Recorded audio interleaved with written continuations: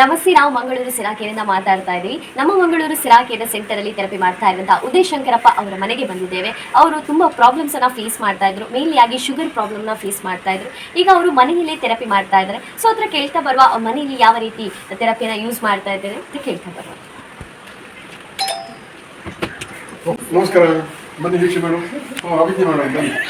ನಮಸ್ತೆ ಅಪ್ಪ. ನಮಸ್ಕಾರ. ಎಲ್ಲಿಂದ ಬರ್ತಾ ಇದ್ದೀರಾ? ನಾವು ಬೋಳಾರ ಉಳಿತ್ಲಿಂದ. ಓಕೆ, ಎಷ್ಟು ಸಮಯದಿಂದ ಈ ಒಂದು ಸಿರಾಕೆನ ಥೆರಪಿ ಮಾಡ್ತಾ ಬರ್ತಾ ಇದ್ದೀರಾ ಸೆಂಟರ್ ಅಲ್ಲಿ? 1.5 ವರ್ಷ ಆಯ್ತು. 1.5 ವರ್ಷದಲ್ಲಿ ನೀವು ಸಿರಾಕೆಯಲ್ಲಿ ಸೆಂಟರ್ ಅಲ್ಲಿ ನೀವು ಥೆರಪಿ ಮಾಡ್ತಾ ಬರ್ತಾ ಇದ್ರ. ಆ ಥೆರಪಿ ಮಾಡೋದಕ್ಕಿಂತ ಮುಂಚೆ, ಆ ಒಂದು ಸೆಂಟರ್ ಬರುವ ಮುಂಚೆ ನೀವು ಏನೆಲ್ಲ ಪ್ರಾಬ್ಲಮ್ ಫೇಸ್ ಮಾಡ್ತಾ ಇದ್ದೀರಾ? ನಮಗೆ ಹಲವಾರು ಪ್ರಾಬ್ಲಮ್ ಇತ್ತು.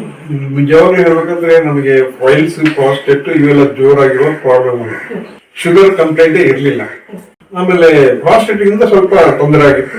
ಸ್ಕ್ಯಾನಿಂಗ್ ಎಲ್ಲ ಮಾಡಿ ಅದಕ್ಕೆ ಔಷಧ ತಗೊಳ್ತಾ ಇದ್ದೆ. ಸಡನ್ ಆಗಿ ಒಂದ್ ದಿವಸ ಬೆಳಿಗ್ಗೆ ಅನ್ಕಾನ್ಶಿಯಸ್ ಆಗಿ ಮನೆಯಲ್ಲಿ ಬಿದ್ದೆ, ಬೆಳಿಗ್ಗಿನ ಜಾವ. ನನ್ಗೆ ಗೊತ್ತಿಲ್ಲ. ಆಮೇಲೆ ಮೈಸೂರಿಂದ ಮಗಳು ಅಡಿ ಎಲ್ಲ ಬಂದ್ರು. ನನ್ನನ್ನು ಇಲ್ಲಿಂದ ಆಂಬ್ಯುಲೆನ್ಸ್ ಅಲ್ಲಿ ಒಂದು ಪ್ರೈವೇಟ್ ನರ್ಸಿಂಗ್ ಹೋಮ್ ಕರ್ಕೊಂಡೋಗಿ ಅಡ್ಮಿಟ್ ಮಾಡಿದ್ದಾರೆ.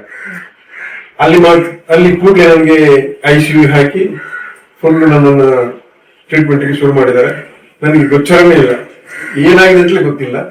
ಸುಮಾರು ಒಂದು 8 ದಿವಸ ಆದ್ಮೇಲೆ ನನಗೆ ಸ್ವಲ್ಪ ಎಚ್ಚರಿಕೆ ಆದಂಗೆ ಆಯ್ತು. ನನ್ನ ಸುತ್ತ ಬಿಳಿ ಕೋಟ್ ಹಾಕಿದ್ದ ಡಾಕ್ಟರ್ಗಳು, ಹಿಂದ್ಗಡೆ ನರ್ಸ್ಗಳೆಲ್ಲ ನಿಂತಿದ್ದಾರೆ.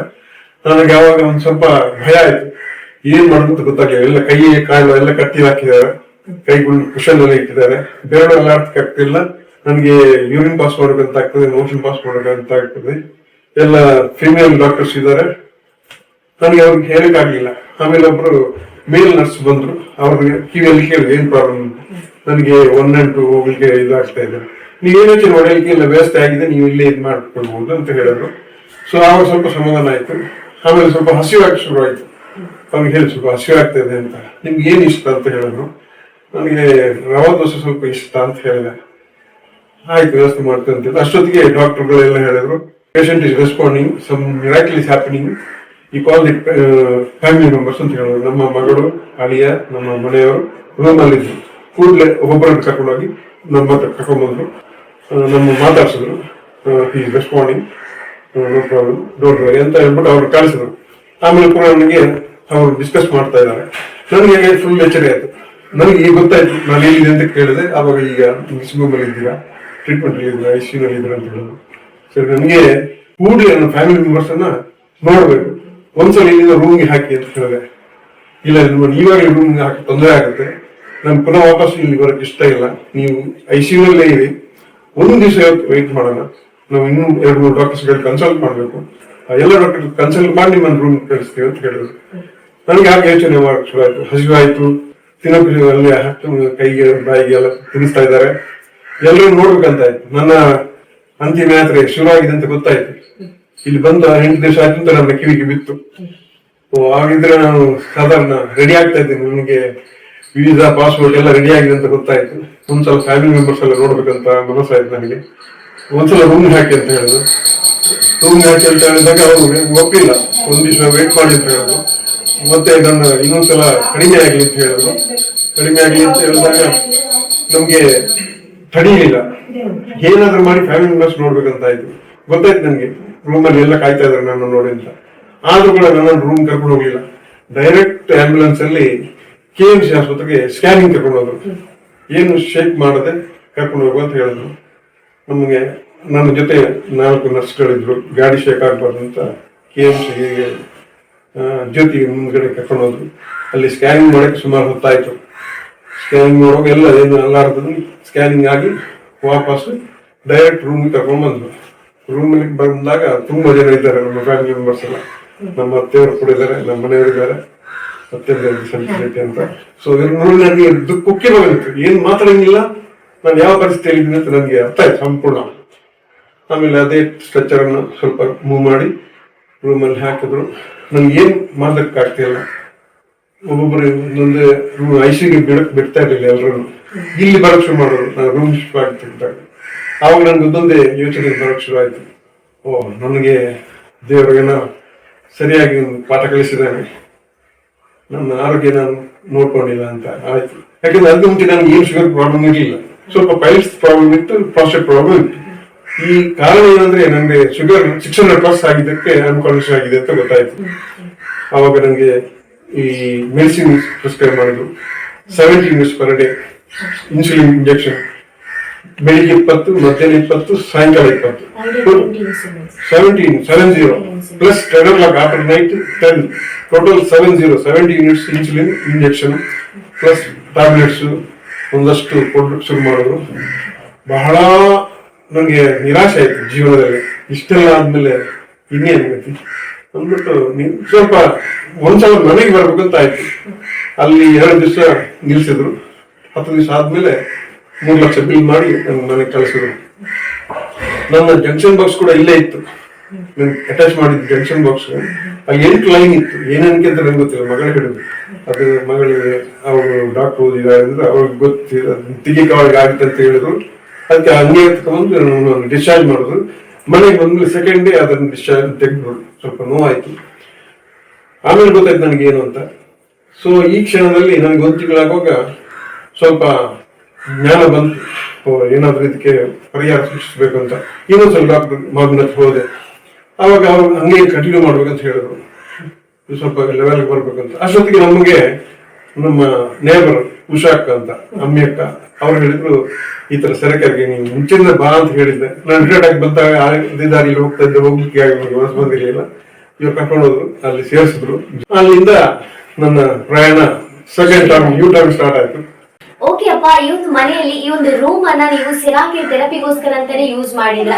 ಅದಲ್ಲದೆ ಈ ಗೋಡೆಗಳಲ್ಲಿ ಸಿರಾಕಿನ ಪ್ಯಾಂಪ್ಲೆಟ್ಸ್ ಆಗಿರ್ಬೋದು, ಅದರ ಬಗ್ಗೆ ಇನ್ಫಾರ್ಮೇಶನ್ ಅನ್ನು ಕೂಡ ಹಾಕಿದ್ರ. ಸೊ ಈ ಒಂದು ಏನಕ್ಕೋಸ್ಕರ ಅಂತಾನೆ ಹೇಳ್ಬೋದಪ್ಪ? ಇದಕ್ಕಂದ್ರೆ ಇದು ಬಹಳ ಒಳ್ಳೆ ಮಾಹಿತಿ. ನಮ್ಗೆ ಅಲ್ಲಿ ಹೋದಾಗ ಥೆರಪಿ ಮಂಗಳೂರು ಸೆಂಟರ್ ಸೆರಕ್ಕೆ ವಿಸಿಟ್ ಮಾಡಿದಾಗ ನಮ್ಗೆ ಫಸ್ಟ್ ಡೇ ಒಂದು ಒಳ್ಳೆ ಒಪಿನಿಯನ್ ಬಂತು. ಅಲ್ಲಿ ಹೋದಾಗ ಒಳ್ಳೆ ಒಂದು ನಗುಮುಖದಿಂದ ನಮ್ಮನ್ನ ಒಳಗೆ ಕರ್ಕೊಂಡು ಹೋದ್ರು, ನಮ್ಮ ಹೆಸರು ಬರೆದ್ರು, ನಂಬರ್ ಕೊಟ್ಟರು, ಸ್ಕ್ಯಾನಿಂಗ್ ಮಾಡಿದ್ರು. ಆಮೇಲೆ ನಮ್ಗೆ ಥೆರಪಿ ಕೊಡಕ್ಕೆ ಶುರು ಮಾಡಿದ್ರು. ಇದಕ್ಕೆಲ್ಲ ಕಾರಣ ಪ್ರದೀಪ್ ಕುಮಾರ್ ಟೀಮ್. ಅವರೆಲ್ಲ ಒಂದು ನಮ್ಮ ಮನೆಯವ್ರ ತರ ಬಂದು ಹತ್ತಿರ ಕೂತ್ಕೊಂಡು ನಮ್ಮಲ್ಲಿ ಒಂದು ಮ್ಯಾಟ್ ಅಲ್ಲಿ ಮಲಗಿಸಿದ್ರು. ಸೊ ನನ್ನ ಸಮಸ್ಯೆ ಎಲ್ಲ ಅವಾಗ ಹೇಳಿದೆ, ಈ ತರ ನನಗೇನು ಶುಗರ್ ಪ್ರಾಬ್ಲಮ್ ಇರಲಿಲ್ಲ, ಈಗ ನನಗೆ ಇನ್ಸುಲಿನ್ ಇದೆ, ಪ್ರಾಸ್ಟೇಟ್ ಪ್ರಾಬ್ಲಮ್ ಇದೆ, ಪೈಲ್ಸ್ ಪ್ರಾಬ್ಲಮ್ ಇದೆ, ಆಮೇಲೆ ಸ್ವಲ್ಪ ನರದ ಪ್ರಾಬ್ಲಮ್ ಕೂಡ ಇತ್ತು.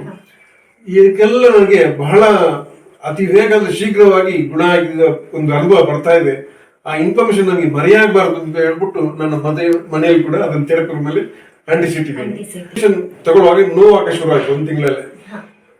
ಅವಾಗ ನಂಗೆ ಡೌಟ್ ಆಯ್ತು, ಈ ಥೆರಪಿಯಿಂದ ಆಗಿರ್ಲಬಹುದು ಅಂತ ಹೇಳ್ಬಿಟ್ಟು ನಾನು ಕೂಡಲೇ ಡಾಕ್ಟರ್ ಮಾಮಿನ ಹತ್ರ ಹೋದೆ. ಅವ್ರಿಗೆ ಯಾವತ್ತು ಅವರು ಪುನಃ ಟೆಸ್ಟ್ ಮಾಡಿದ್ರು. ನಮ್ಮ ಶುಗರ್ ಬಹಳ ಕಡಿಮೆ ಆಗಿತ್ತು. ಅವಾಗ ಈ ಮಾತನ್ನು ಹೇಳಿದೆ, ನನಗೆ ಇನ್ಸುಲಿನ್ ಇಂಜೆಕ್ಷನ್ ತಗೋವಾಗ ಬಹಳ ನೋವಾಗ್ತಾ ಇದೆ, ಅದನ್ನ ಏನಾದ್ರೂ ಮಾಡಿ ಟ್ಯಾಬ್ಲೆಟ್ ಕನ್ವರ್ಟ್ ಮಾಡಿ, ನನಗೆ ನೋವು ತಡೆಯಕ್ಕಾಗಲಿಲ್ಲ ಅಂತ.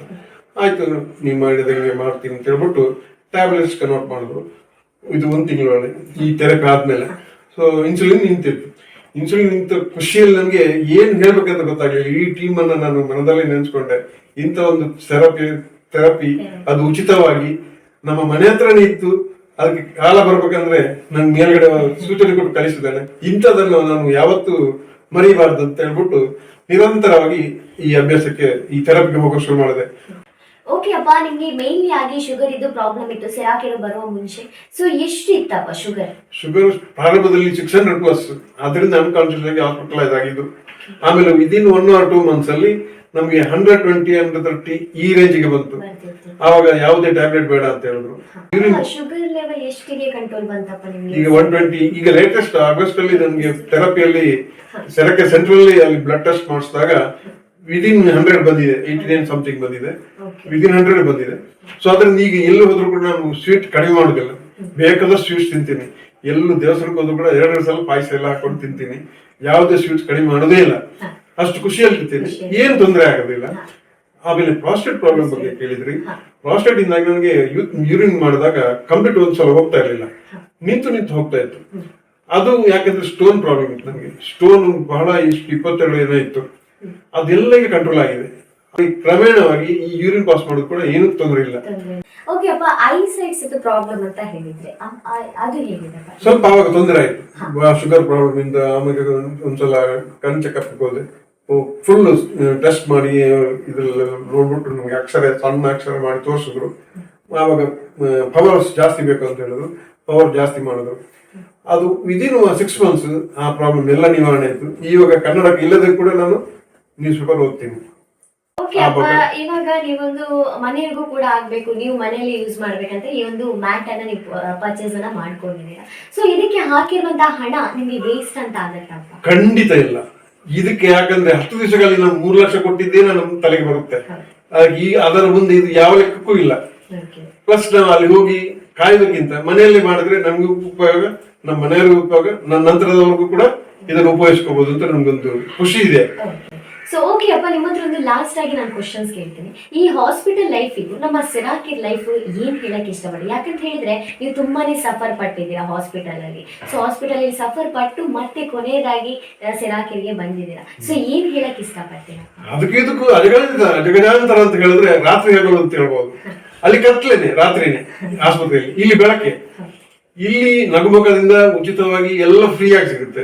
ಅಲ್ಲಿ ಕತ್ಲೆ, ಬಿಲ್ ನಡೀತಾ ಇರುತ್ತೆ, ಮೀಟರ್ ಓಡ್ತಾ ಇರುತ್ತೆ, ನೋವಿರುತ್ತೆ, ಸ್ಕ್ಯಾನಿಂಗ್ ನೋವಿರುತ್ತೆ, ಪೇನ್ಫುಲ್ ಇಂಜೆಕ್ಷನ್ ಇರುತ್ತೆ, ಇಲ್ಲಿ ಥೆರಪಿಯಲ್ಲಿ ಏನೂ ಇಲ್ಲ, ಎಲ್ಲನೂ ಫ್ರೀ, ಎಲ್ಲನೂ ಉಚಿತವಾಗಿ, ಯಾವುದೇ ನೋವಿಲ್ಲ, ಟ್ಯಾಬ್ಲೆಟ್ ಇಲ್ಲ, ಆಮೇಲೆ ಇಂಜೆಕ್ಷನ್ ಇಲ್ಲ, ಸ್ಕ್ಯಾನಿಂಗ್ ಕೂಡ ಇಲ್ಲಿ ಫ್ರೀ ಆಗಿ ಕೊಡ್ತಾರೆ. ಸೊ ಆದ್ರಿಂದ ನಮ್ಗೆ ಇದು ಬಹಳ ಉಪಯೋಗ ಆಗಿದೆ. ವ್ಯಕ್ತಿಗವಾಗಿ ನಾನು ಹೇಳ್ಬೇಕಂದ್ರೆ ಈ ಒಂದು ಉಪಯೋಗವನ್ನ ಹೆಚ್ಚಿನ ಜನ ಇದನ್ನು ಉಪಯೋಗ ಪಡ್ಕೊಂಡ್ರೆ ಒಳ್ಳೇದು. ಆದ್ರೆ ಒಂದ್ಸಲ ನಂಬೇಕಷ್ಟೇ. ನಂಬಿಕೆ ನನಗೂ ಇರ್ಲಿಲ್ಲ. ರಿಟೈರ್ಡ್ ಬಂದವರೆಗೆ 3 ವರ್ಷವರೆಗೆ ನನಗೆ ಅಲ್ಲಿಗೆ ಹೋಗ್ಬೇಕಂತ ಮನಸ್ಸು ಬಂದಿರ್ಲಿಲ್ಲ. ಒಂದ್ಸಲ ವಿಸಿಟ್ ಮಾಡಿದ್ಮೇಲೆ ಅದರ ಉಪಯೋಗ ಏನಂತ ಗೊತ್ತಾಯ್ತು ನನಗೆ. Thank you. ನೋಡಿದ್ರಲ್ವಾ ವೀಕ್ಷಕರೇ, ಉದಯ್ ಶಂಕರಪ್ಪ ಎಷ್ಟೊಂದು ಪ್ರಾಬ್ಲಮ್ಸ್ ಬಂದ್ಬಿಟ್ಟು ಫೇಸ್ ಮಾಡ್ತಾ ಇದ್ರು. ಆದ್ರೆ ಈ ಒಂದು ಸೆಂಟರ್ ಅಲ್ಲಿ ಥೆರಪಿ ಮಾಡಿ ಎಷ್ಟೆಲ್ಲ ಪ್ರಾಬ್ಲಮ್ಸ್ ಬಂದ್ಬಿಟ್ಟು ಗುಣ ಆಗಿದೆ ಅಂತ ಹೇಳಿ, ನಿಮ್ಗೂ ಕೂಡ ಇಂತಹ ಬೇರೆ ಬೇರೆ ಸಮಸ್ಯೆಗಳನ್ನ ಫೇಸ್ ಮಾಡ್ತಾ ಇದ್ರೆ ನಮ್ಮ ಮಂಗಳೂರು ಸಿರಾಕಿರ್ಗೆ ವಿಸಿಟ್ ಮಾಡಿ. Thank you.